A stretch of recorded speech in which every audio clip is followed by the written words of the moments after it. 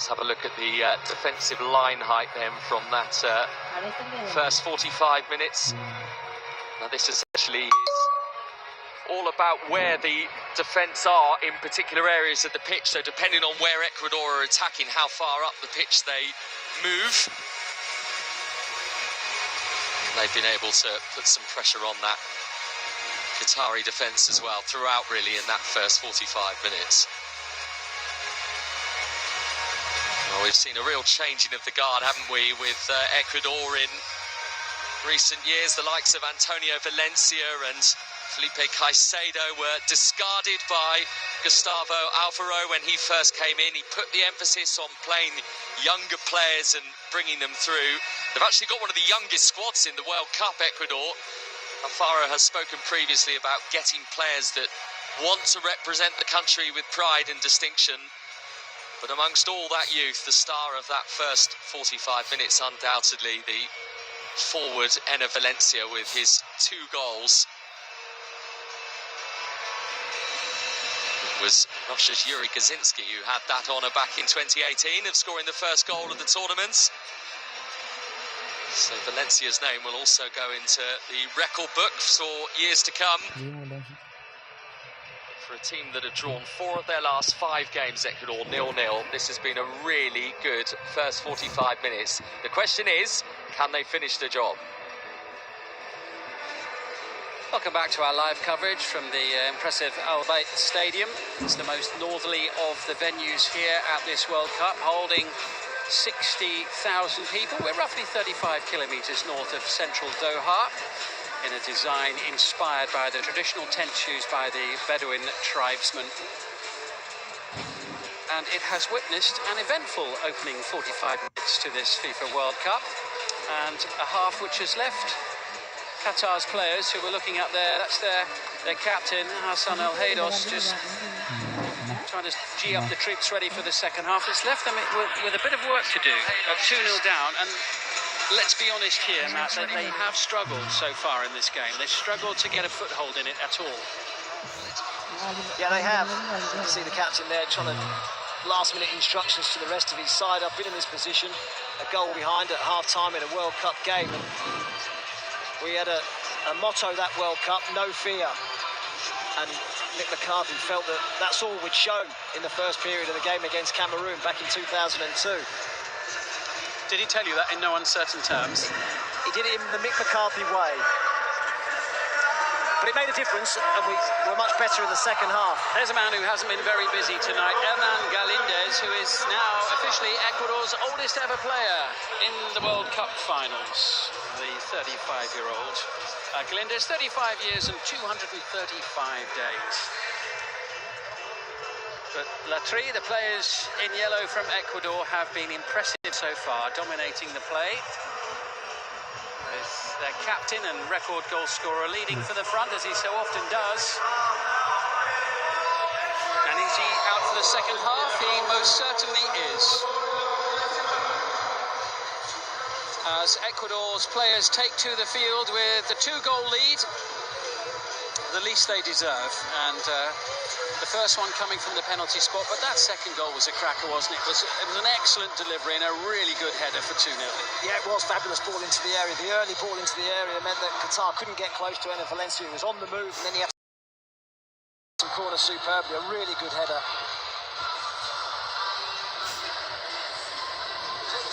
No changes being made by either coach, Felix Sanchez of Qatar or Gustavo Alfaro of Ecuador. All we need now is a referee, and then we'll be ready to go at the start of the second half. Just waiting for Daniele Orsato and his officials, who come sprinting down the tunnel and out onto the pitch.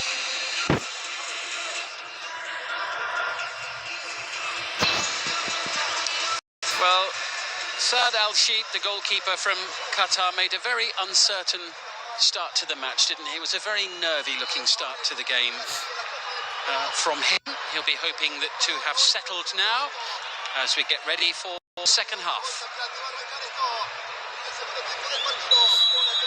And away we go. No changes made by either coach. It is Ecuador, all in yellow, who get us underway. 2 goals up at the break.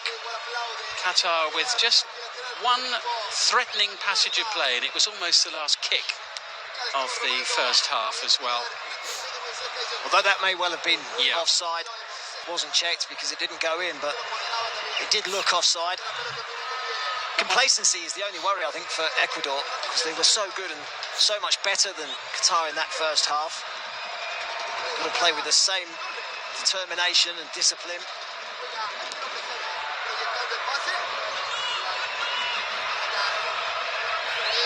This is Homam Ahmed. Ball won back by Plata. This is Torres losing possession. Afif, and the little attempted slide forward finds Karim Boudiaf. I guess Sanchez will have been just trying to settle his players down as much as anything, won't he, at half-time? Certainly haven't seen the potential that they've got. Here's Afif. He was looking there for Elmoez Ali. It was excellent defending from Incapié, young centre-half, just stepping in and winning the ball. Yeah, real talent. First attack since the break from Ecuador. Looks a potentially dangerous one as well, as Valencia goes for it once more. This time comfortable for El Sheeb, who's winning his 85th cap for Qatar tonight. Well, good news, and Valencia still able to continue it. It's just before half-time, picked up that knee injury that his night might be over. He was hobbling around, wasn't it? I think it was just a bang on the knee more than anything else, but good to see that he's still out there and able to take his place at the start of this second period. You're quite right, both from Ecuador's point of view, and I think obviously from the tournaments, as a player who's already scored twice and shown his quality.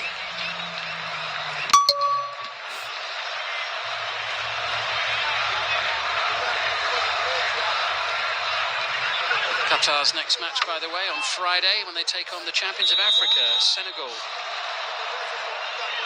Ecuador up against the Netherlands. The other match in Group A taking place tomorrow. Remember, it was as recently as August that this game was brought forward as the opening match, a day ahead of all of the others. On most days during the group phase, we will have 4 matches.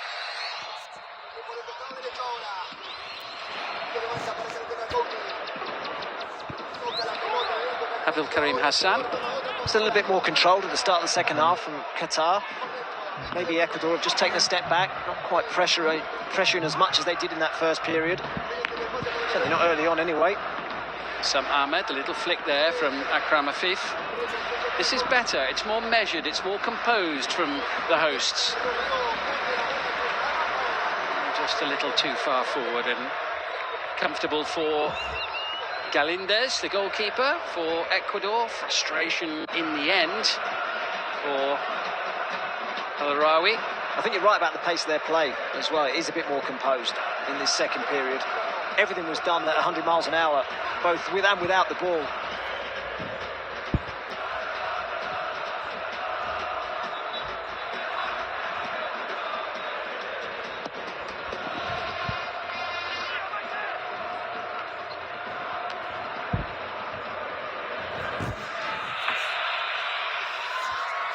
Valencia underneath it, but comfortably beaten to the ball on this occasion.